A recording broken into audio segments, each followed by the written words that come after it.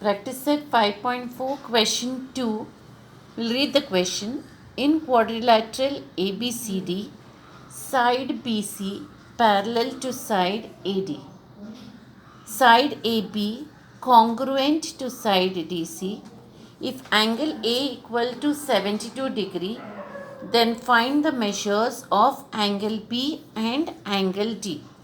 Let us look at the figure here. We have a quadrilateral ABCD. They said that side BC parallel to side AD. Clearly, if you see in the figure, it is a trapezium. One pair of sides are parallel, that is side BC parallel to side AD. Also, they said that side AB is congruent to side CD, that is the non-parallel sides are congruent to each other. Given the measure of one of the angles, that is A, angle A is given as 72 degrees. Then we have to find the measure of angle B and angle D. Now to proceed with the sum, first we have to do a construction.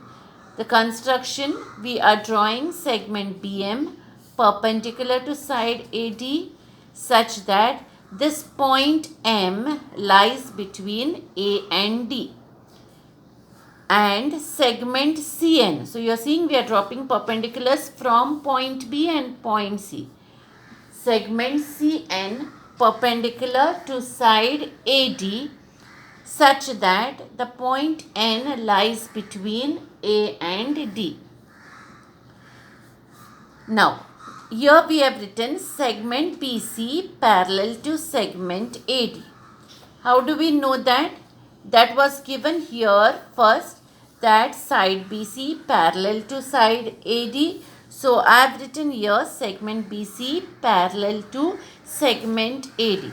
So we get it because it is already given to us. So we write here given. Now if they are parallel to each other, we see here I have written BM is equal to CN. BM and CN. If you see BM and CN, they are perpendiculars drawn from the point B and C to the side AD.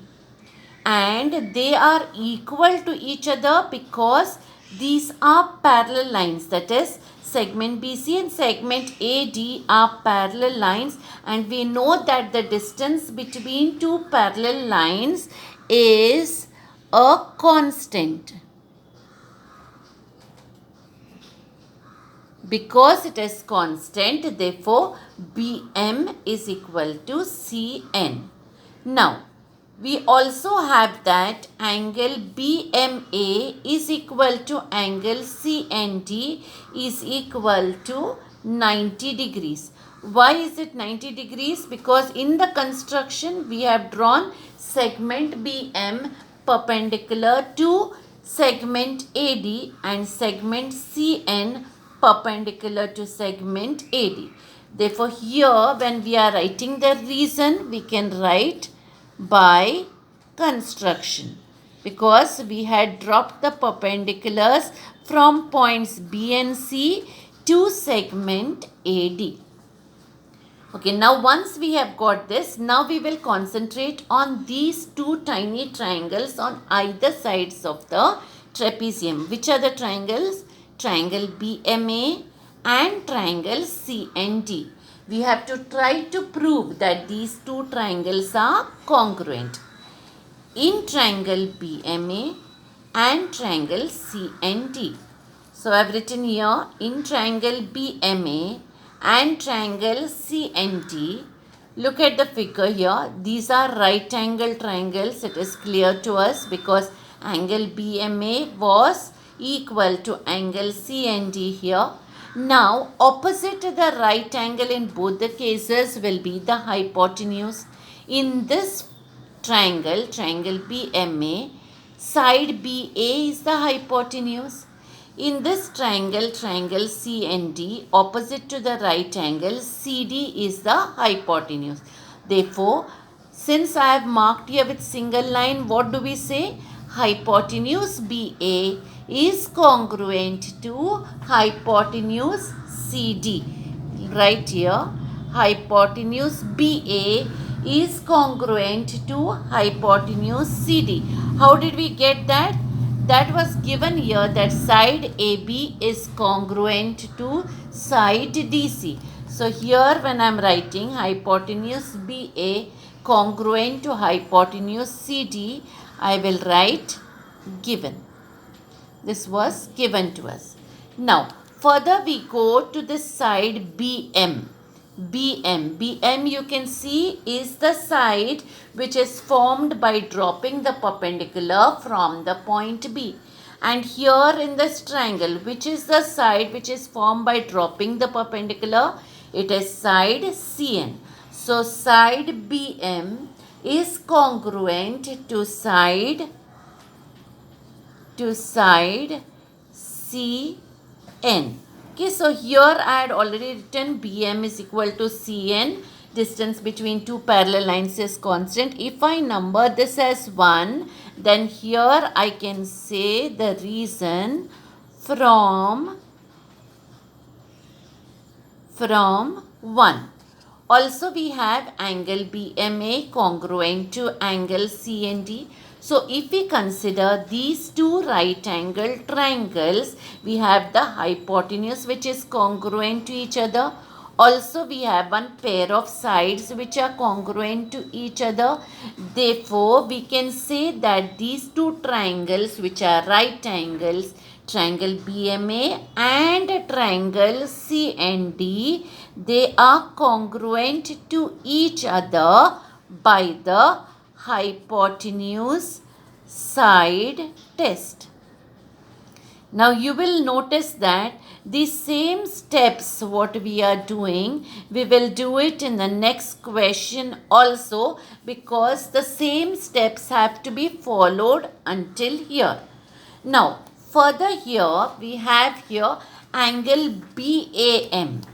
Angle BAM, it is congruent to angle CDN. Okay, so angle BAM congruent to angle CDN.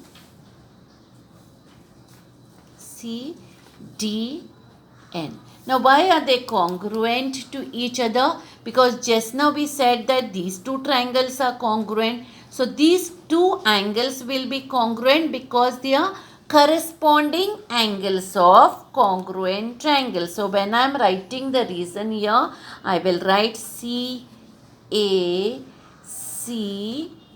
which means corresponding angles of congruent triangles.